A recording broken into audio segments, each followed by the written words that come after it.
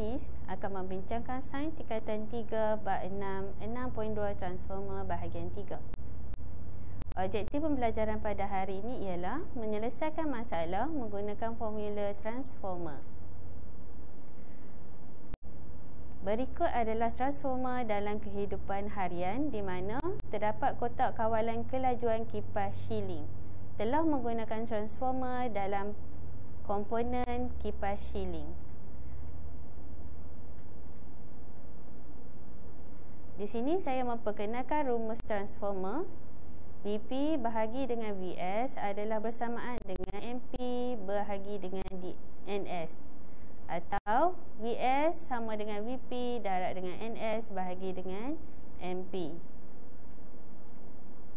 Apa itu Vp? Vp adalah voltan input gegelung primer atau voltan primer.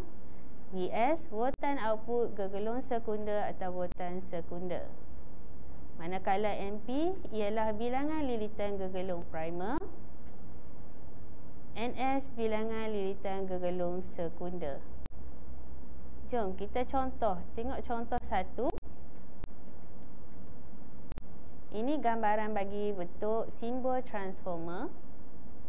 Rajah menunjukkan transformer jika Vp bersamaan dengan 240 volt, MP bersamaan dengan 600 volt dan Ns bersamaan dengan 120.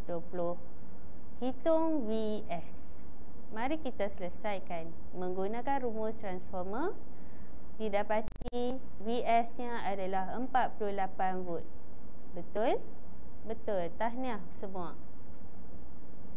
Kita tengok pula contoh yang kedua. Sebuah transformer injak naik menghasilkan 300 volt. Jika inputnya ialah 100 volt, apakah nisbah lilitan sekunder kepada lilitan primer? Berikut adalah penyelesaian bagi masalah ini. Dengan menggunakan formula Ns bahagi dengan MP bersamaan dengan Vs bahagi dengan Vp, kita dapat mengganti nilai dalam formula ini. Maka nilai yang kita perolehi ialah 3 bahagi dengan 1.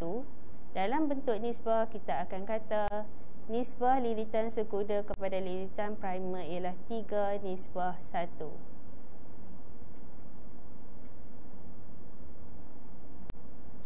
Untuk rumusan, kesimpulannya melalui pengiraan yang dijalankan, nisbah lilitan dan voltan pada gegelung primer dan sekunder dapat ditentukan dengan tepat menggunakan rumus transformer,